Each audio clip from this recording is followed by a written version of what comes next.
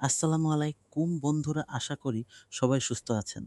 আজকের বিশ্বচিত্রের মূল আলোচনা হলো মধ্যপ্রাচ্য এবং ইউক্রেনকে কেন্দ্র করে আন্তর্জাতিক ভূ রাজনীতিতে যে চরম অস্থিরতা দেখা যাচ্ছে তা বিশ্ব অর্থনীতি এবং আন্তর্জাতিক নিরাপত্তা কাঠামোকে এক গভীর অনিশ্চয়তার মুখে ঠেলে দিয়েছে। ইরান, ইসরায়েল এবং মার্কিন যুক্তরাষ্ট্রের মধ্যে উত্তেজনার ত্রিভুজ তৈরি হয়েছে। তার পাশাপাশি ইউক্রেন যুদ্ধ বিশ্ব বাণিজ্যের স্বাভাবিক গতিকে থামিয়ে দিতে প্রস্তুত। এই সমস্ত রাজনৈতিক সংঘাতের সম্মিলিত প্রভাব আমাদের মতো উন্নয়নশীল দেশগুলোর জন্য কি বার্তা নিয়ে আসছে তা নিয়েই আজকের বিস্তারিত বিশ্লেষণ। দেখুন, আন্তর্জাতিক সংঘাতের এই ঢেউ শুধু সামরিক ক্ষেত্রে সীমাবদ্ধ নয়, এটি সরাসরি আন্তর্জাতিক বাণিজ্য এবং অস্ত্র বাজারেও প্রভাব ফেলছে। অত্যন্ত গুরুত্বপূর্ণ এই বিষয়টিকে কেন্দ্র করে আমরা প্রথমে আলোচনা করব মার্কিন যুক্তরাষ্ট্রের একটি বড় সিদ্ধান্ত নিয়ে, যা তাইওয়ানের জন্য এক বিশাল ধাক্কা। মার্কিন নৌবাহিনীর ভারপ্রাপ্ত সেক্রেটারি সম্প্রতি জানিয়েছেন যে ইরান সংক্রান্ত সংঘাতের কারণে তাইওয়ানকে $14 বিলিয়ন বিশাল অঙ্কের অস্ত্র বিক্রি স্থগিত করা হয়েছে। এই সিদ্ধান্তটি তাইওয়ানের জন্য একটি বড় ধাক্কা, কারণ তারা দীর্ঘদিন ধরে মার্কিন সমর্থন এবং সামরিক সরঞ্জাম ক্রয়ের উপর নির্ভর করে আসছে। আপনারা নিশ্চয়ই জানেন যে তাইওয়ানের সামরিক সক্ষমতা বৃদ্ধি করাটা তাদের নিজস্ব নিজস্ব নিরাপত্তা নিশ্চিত করার জন্য অপরিহার্য। কিন্তু যখন এমন একটি বড় আকারের অস্ত্র বিক্রি হঠাৎ করে স্থগিত হয়ে যায়, তখন তা কেবল একটি অর্থনৈতিক ধাক্কা নয়, এটি তাদের কৌশলগত পরিকল্পনায়ও বড় ধরনের অনিশ্চয়তা সৃষ্টি করে। পেছন এখন প্রশ্ন হলো, কেন এমনটা হচ্ছে? এর পেছনে মূল কারণ হলো মধ্যপ্রাচ্যে এসকেলেশনতে টেনশনস বা ক্রমবর্ধমান উত্তেজনা। মার্কিন যুক্তরাষ্ট্র চাইছে যে তাদের সামরিক মনোযোগ এবং সীমিত সম্পদ মধ্যপ্রাচ্যের এই সংঘাতের দিকে বেশি থাকে। তাই তারা নিজেদের মিত্রদের কাছে অস্ত্র বিক্রি করার মতো বড় আকারের সামরিক কৌশলগুলো সাময়িকভাবে থমকে দিতে বাধ্য হচ্ছে। এটা প্রমাণ করে যে বর্তমানে বড় আকারের সামরিক পরিকল্পনাগুলো ভূ রাজনৈতিক সংঘাতের কারণে সাময়িকভাবে স্থগিত হয়ে যেতে পারে। এই ঘটনাটির একটি গভীর কৌশলগত অর্থ রয়েছে। এর মানে হলো, বিশ্বজুড়ে সামরিক সরঞ্জাম সরবরাহ এবং আন্তর্জাতিক আন্তর্জাতিক প্রতিরক্ষা চুক্তিগুলো এখন একটি অনিশ্চিত সময়ে দাঁড়িয়ে আছে। আর এই জন্যই আমাদের মতো দেশগুলোর জন্য একটি বড় চ্যালেঞ্জ তৈরি হচ্ছে। আন্তর্জাতিক অস্ত্র বাজারে অস্থিরতা বাড়লে আমাদের মতো দেশগুলোর জন্য প্রতিরক্ষা সরঞ্জাম ক্রয়ে কেবল খরচই বাড়বে না, বরং সময় এবং জটিলতা দুটোই অনেক বেড়ে যেতে পারে। ঠিক এমত অবস্থায় আমরা মধ্যপ্রাচ্যের কেন্দ্রে ফিরে যেতে চাই, যেখানে ইরান, ইসরায়েল এবং মার্কিন যুক্তরাষ্ট্রের সংঘাত চরম পর্যায়ে পৌঁছচ্ছে।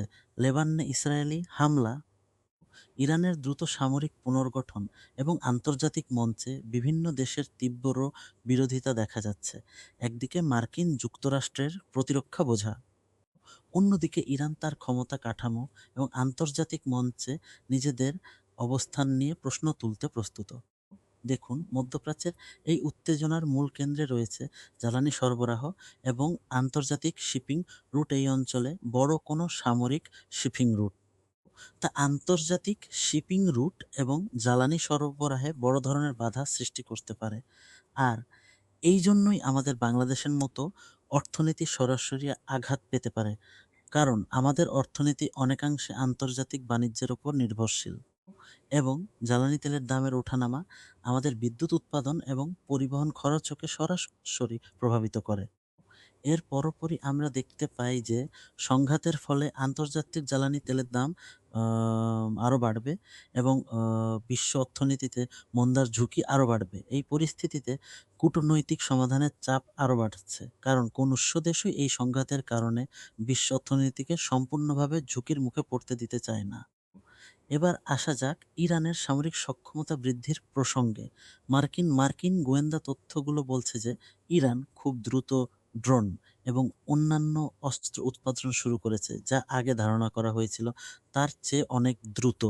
তারা স্থানীয়ভাবে উৎপাদন করার কৌশল নিয়েছে, যা তাদের সামরিক পুনর্গঠনকে অত্যন্ত দ্রুত এবং কঠিন করে তুলেছে। এখানে বলে রাখা ভালো যে ইরান শুধু বিদেশি সাহায্যের উপর নির্ভর না করে নিজেদের অভ্যন্তরীণ সম্পদ ব্যবহার করে সামরিক সক্ষমতা বাড়ানোর একটি মডেল তৈরি করেছে। এই স্থানীয় উৎপাদন কৌশলটি তাদের সামরিক পুনর্গঠনকে অত্যন্ত দ্রুত এবং কঠিন করে তুলেছে। এর ফলে ইরান আঞ্চলিক শক্তিতে পরিণত হওয়ার পথে আরও এক ধাপ এগিয়ে যাচ্ছে। এই সক্ষমতা বৃদ্ধি শুধু সামরিক ক্ষেত্রেই নয়, এটি অর্থনৈতিক এবং প্রযুক্তিগত ক্ষেত্রেও তাদের স্বনির্ভরতা বাড়ানোর ইঙ্গিত দেয়। আন্তর্জাতিক চাপ সত্ত্বেও তারা নিজেদের ক্ষমতা বজায় রাখতে সক্ষম হবে। সামরিক বিশেষজ্ঞরা এই বিষয়কে কেন্দ্র করে বলছেন যে ইরান এখন কেবল একটি আঞ্চলিক শক্তি নয়, বরং একটি চ্যালেঞ্জিং পাওয়ার হইতে চলছে।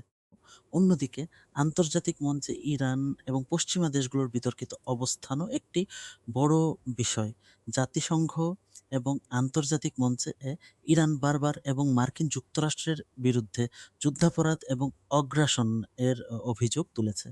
এর পাশাপাশি জার্মানি এবং রাশিয়া মতো দেশগুলোও মার্কিন জোটের আগ্রাসনের সমালোচনা করেছে।